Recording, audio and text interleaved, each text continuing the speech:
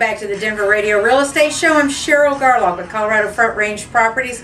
Gosh, I hope you guys are enjoying the show here today. I want to tell you, if you're in the market for buying a home, and especially if you're either new to the area or you're a first-time home buyer, I've got a great little ebook on the website. Just go to denverrealty.com, and right below the panorama image, you'll see a little buyer's guidebook, and it is called The Home Buying Process Keys to Your Success. Hey, it's a free download. You're going to love this booklet because, let me tell you, inside this booklet here, you've got some key points about buying or renting a home. Oh, we could talk all day on that one. You don't want me to get started. And we also have some tips on getting yourself started in the home buying process, because a lot of people, this is an alien bit of turf, you know, when it comes to that. And also things about negotiating the sale, what you need to keep in mind for that, and even kind of a checklist of some of the features and things that you'd be looking for. But when you are buying a home, one of the first things that you need to be able to do once you get that home under contract is one of the first things I do when I work with buyers, and that is I always encourage them, David, to get a home inspection. Seems an important thing to do. Yeah, so you know, you guys, I have David Schmidt with RMG Group here in the studio with me, and we're going to talk a little bit about home inspections and also, more importantly, the actual bones of the property. And I am really particularly fond of talking about the bones of a property there, because the cosmetics are just that. You can kind of fix the cosmetic stuff much more easily than you can the structure of the property there. And a lot of times, some of those issues is kind of out of sight, out of mind. And you probably see that a lot when you go up to people and wondering how come they waited so long to address a problem. Indeed, and more importantly, it's the cosmetics versus, which are maybe inexpensive repairs, versus structural repairs, which could be very costly.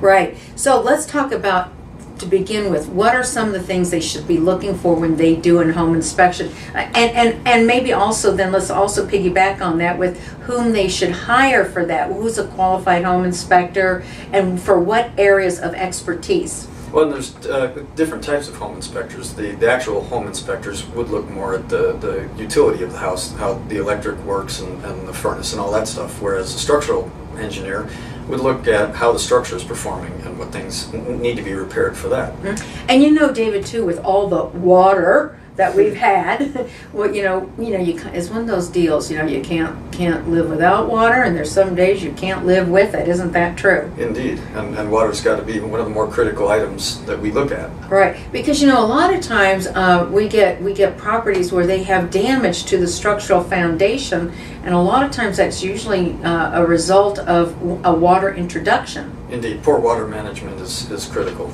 You know, don't you think the days are long gone by where you actually take your garden hose and water the flowers right next to your foundation? Indeed, we recommend no watering of anything within 5 feet of the house. And another thing too, that when you have older homes, a lot of older homes, I'm talking about 70s and pre-70s, a lot of those tend to come on larger lots. But when you have the newer homes coming on these smaller lots, as I like to say, postage size stamp lots, don't you think drainage becomes a real critical issue? It does, because drainage tends to cross over property lines on occasion, and that really needs to be addressed. Right, so you have to have that positive, I want to say positive cash flow, but you do need a positive cash flow, so get your drainage right? Indeed. So have that drainage sloping away from your home. Let's tell them about how far away that ought to slope away from the foundation. How many feet? In newer homes, we recommend that the slope be maintained for the first 10 feet away from the house to get it away from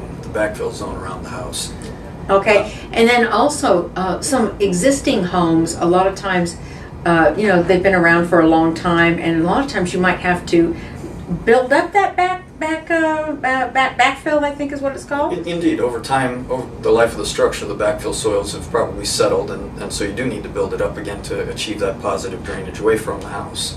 Now, when you do find, I brought in this little booklet here that sort of illustrated some different pictures of some cracks, and there was a house at one time that oh gosh, I've been doing this for 34 years, but I remember very distinctly there are different sections of town that are a little bit more prone to problems in the soils, that's caused by bentonite, generally speaking? Clay soils, yeah. Clay soils, okay, great.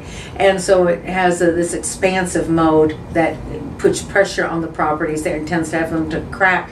But I remember years ago I had this property that was sitting down in a low spot, and the water would just kind of drain, and they did something to divert the water to a certain degree. But then these people owned it for like another 13 years, if I recollect here. I cannot tell you how wide the cracks were. In fact, the fireplace wall was holding up, one portion of the house. And it was so bad that I know that HUD was going to condemn it inside of a couple of years. Goodness. Incredible. That's how bad water can be on your home on the wrong kind of dirt. Can I go back to bentonite for a second, David? You can have one lot, have a bentonite problem on one house and not the one next door. Is that right? Indeed. Even across a single lot, you can have issues with certain clay soils in one area of the foundation footprint and nothing in the rest of the footprint. Okay, so so that's not particularly uncommon there when that happens there. How about people, what do they do when they observe certain cracks, and what's a noticeable crack? It depends. In foundations, cracks that are on the order of a quarter of an inch would be significant, and that's something that should be of concern to the homeowner, that they should contact an engineer to look at it. Mm-hmm. And by the way, when we talk about foundations, are we talking about the floor, or are we talking about the walls? We'd be talking about the concrete exterior walls of a basement, if you can see them. Okay. And if you're looking at drywall cracks, they may not be as big, but still something to pay attention to. Okay, and can you mitigate, I guess, meaning to alleviate or somehow make some corrections? I mean, there's a lot of different choices, I presume. Indeed, and it always starts with fixing the drainage around the house, because that's what causes the foundations to begin to move to begin with. And so if you can correct that, then maybe further repairs or remediations won't be necessary. Well, I got to tell you guys, I mean, if you're actually out there looking for property and you come across a property, I always tell people this kind of thing. If I feel like I'm walking downhill, or if I feel like I see that there are several consistent cracks off of windows and doors or something, you really probably need to look at getting the services of a structural engineer to help you identify what's going on and maybe some resolutions. Exactly. Some how-tos and that sort of thing there. And you want to make sure that you hire the right kind of people to help you fix that particular kind of situation there. That's really an important element there. So in that report, what can they quickly, I only have a few seconds left here, David, but kind of tell me what they can expect to get in an inspection report from an engineer about the foundation, etc. Well, we'd explain what we saw, what we think it means, and what's causing what we see. And so then we would also provide recommendations as to how to remediate these things, maybe not repair, but kind of enhance the performance of the structure. Okay, and that can also include like a sister wall too, can it not? If needed, yes. If needed. There's lots of choices and lots of things to be able to do that, but that's the first place you need to go ahead and start. Hey, you guys have got questions about this topic here? Or any other topic related to real estate? Give me a call, 720-373-0654. Hey, stay tuned for more from the Denver Radio Real Estate Show. We'll be right back.